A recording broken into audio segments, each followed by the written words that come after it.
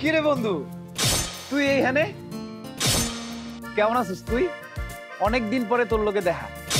বাহ, তোরে তো বেশ সুন্দর লাগতেছে। একদম বড় লোক বাড়ির সামনে তোরে পুরো বড় লোক লাগতেছে। এই তুই কি বলছিস? বড় লোকের মতো দেখতে লাগতেছে মানে? আরে আমি তো বড় লোকই।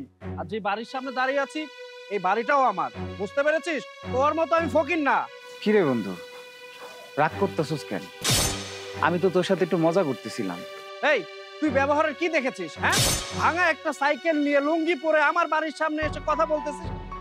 বাহ, তুই যে আমার বাড়ির সামনে বলে আমাকে বন্ধু বলে ডাকতেছিস, এই কথা যদি মানুষ শুনে তাহলে আমার মান সম্মান থাকবে? আশেপাশে কেউ নাই দেখাই তো তোরে মজা কইরা কইলাম। তুই কি রাগ করছিস বন্ধু? আচ্ছা বাদ দে, তুই কই যাইতেছিলি? এই আমি কোথায় যাচ্ছি না যাচ্ছি তোকে বলতে হবে। দেখ, আমার ওয়াইফ একটু পরে চলে আসবে।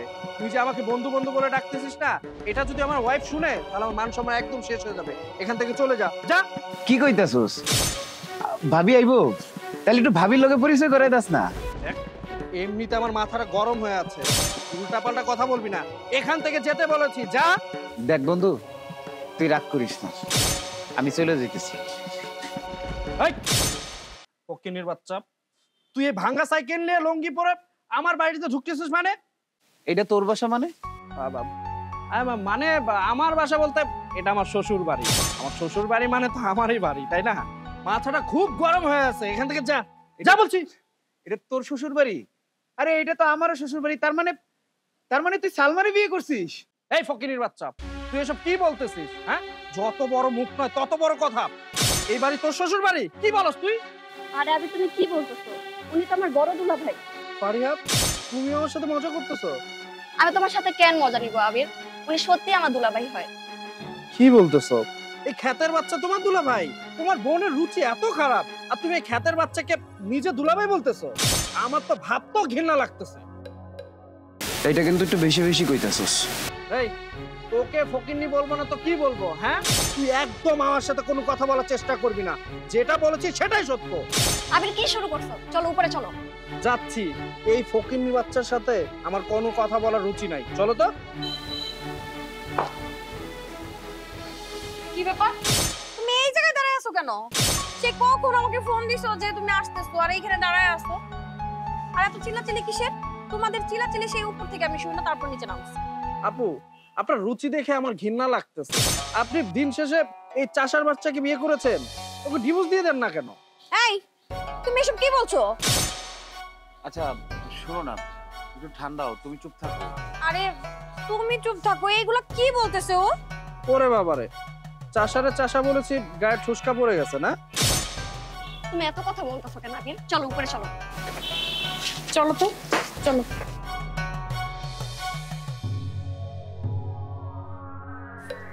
আসসালামু আলাইকুম। ওয়ালাইকুম সালাম। ওয়ালাইকুম সালাম।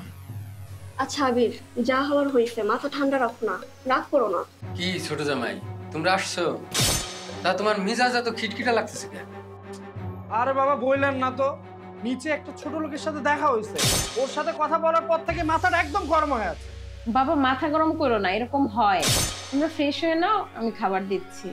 হ্যাঁ আম্মা, আমার প্রচন্ড পরিমাণ ক্ষুধা লেগেছে, খেতে দেন, আমি ফ্রেশ হয়ে আসছি। এই চলো রুমে চলো, ফ্রেশ হবো। হ্যাঁ যাও যাও, এই তাড়াতাড়ি খাবার ব্যবস্থা করো। আসুন। এই শুনছো, আমার এক কাপ কফি দাও না। এই ছোট লোকের বাচ্চা, ওঠ। ছোট লোকের বাচ্চা আমার সামনে সোফার মধ্যে বসে আছিস কেন? আবার কফি চাচ্ছিস? হ্যাঁ, এই তোর 5 টাকা দিয়ে চা খাওয়ার মুরত আছে, কফি চাচ্ছিস? আশ্চর্য ব্যাপার, তোর সাথে কি আমি কখনো কোনো খারাপ ব্যবহার করছি? সে কখন থেকে দেখতেছি মোহে যা আইতাছে আমারে তাই কইতেছিস। এর কারণটা কি আমার একটু কবি? এই তোকে আমি কি বলবো রে, ছোট লোকের বাচ্চা? আরে এইখানে এত চিল্লাচিল্লি কেন? আপু, আমি একটা জিনিস বুঝি না, আপনি দেখতে কত সুন্দর, আপনি এরকম একটা চাষাকে কিভাবে বিয়ে করেন? আপনার রুচি একদমই না। এই তুমি এরকম করো কেন? হ্যাঁ, তুমি কাকে কি বলছো বুঝতে পারছো? আচ্ছা তুমি এরকম রাগ করো না, তোমার কিছু কর দরকার নেই, চুপ থাকো।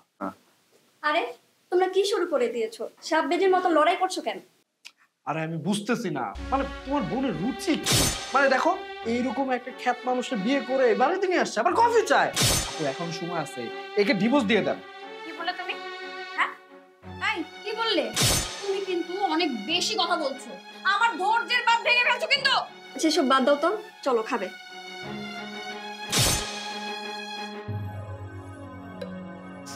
বেয়াদব একটা। চলো খাবে, খাবার দিচ্ছি।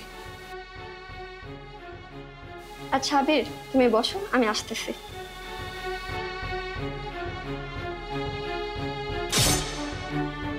এই এই ছোট লোকের বাচ্চা, তোর কত বড় সাহস এই টেবিলের মধ্যে খেতে চাইতেছিস? এই এত দামি টেবিলে কখন খাবার খেয়েছিস? যা এখান থেকে যা। কি ব্যাপার? এসব কি বলতেছো তুমি? তুমি কাকে কি বলছো তুমি বুঝতে পারছো? ওরে বাবা রে, আবার এই ছোট লোককে নিয়ে সাফাই গাইতে আসছে। আপনি কি ভেবেছেন আপু, এই ছোট লোকের সাথে একই টেবিলে আমি খাবার খাবো? কখনোই না। এই ছোট জামাই, কি হয়েছে? চিল্লাচিল্লি করতেছো কেন? বাবা, আপনাকে আমি বলেছিলাম না নিচে একটা ছোট লোকের সাথে কথা হয়েছে? সে আর কেউ না, সে হচ্ছে এই ছোট লোক।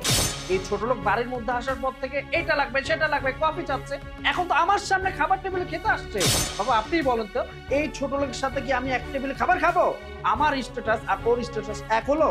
আমি একটা মাল্টিন্যাশনাল কোম্পানিতে চাকরি করি, আর এই চাষা ভুষা নাকি একই টেবিলে খাবার খাবে আমার সাথে? এটা কি সম্ভব বলেন বাবা? ও আচ্ছা, বুঝতে পারছি। তোমার বড় দুলাভাইয়ের সাথে পরিচয় করাই দেনে দেখে তুমি রাগ করছো, তাই না? আচ্ছা, ও হচ্ছে মাসুদ, আর মাসুদ ও হচ্ছে তোমার ছোট বোন জামাই আবির। বাবা, আপনি দিন শেষে এই চাষার সাপোর্ট নিচ্ছেন?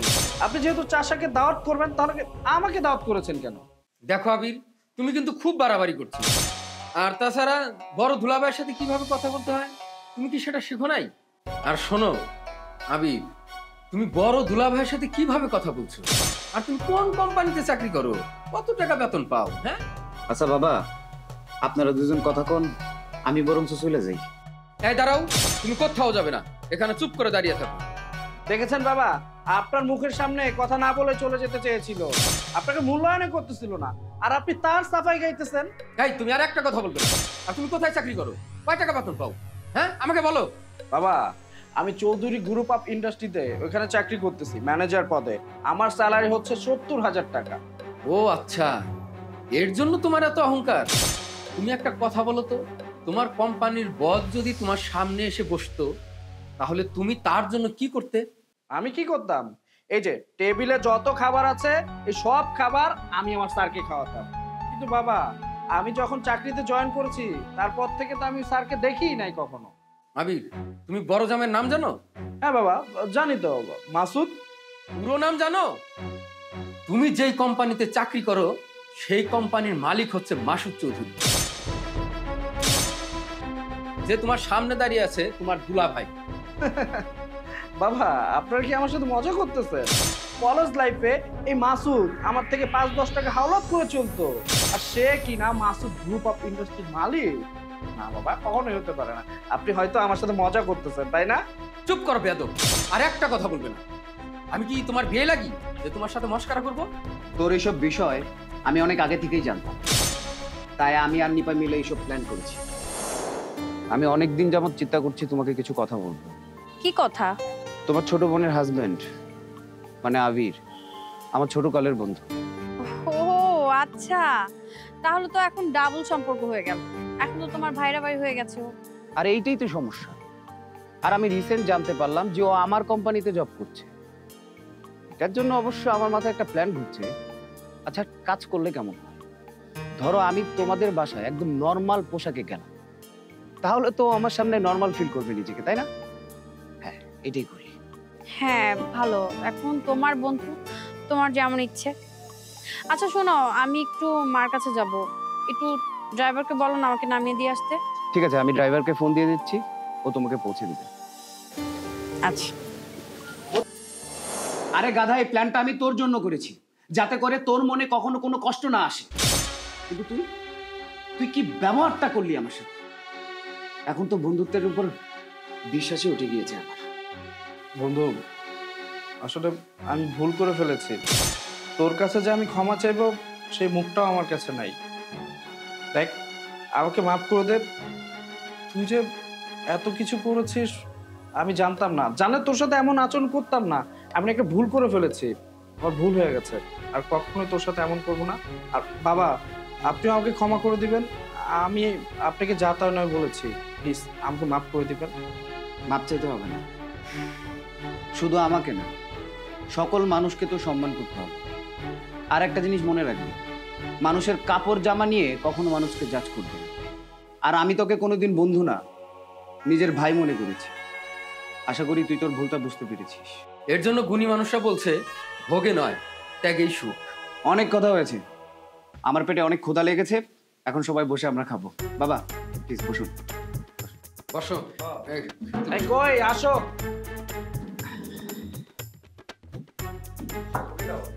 ফারিহা আসো। অহংকার মানুষকে নষ্ট করে ফেলে। অহংকারের ফলে নিজেদের মধ্যে দাম্ভিকতা চলে আসে, যা মানুষের অধপতনের একমাত্র কারণ হয়ে দাঁড়ায়। মনে রাখতে হবে, টাকা পয়সা ধন সম্পদ কেউ ওপারে নিয়ে যেতে পারবে না। যদি কিছু নিয়ে যেতে পারবে তা হলো ভালো ব্যবহার। বন্ধুরা, আমাদের এই ভিডিও যদি আপনাদের ভালো লেগে থাকে তাহলে অবশ্যই আমাদের চ্যানেলকে সাবস্ক্রাইব করবেন এবং আমাদের পাশে থাকবেন। ধন্যবাদ।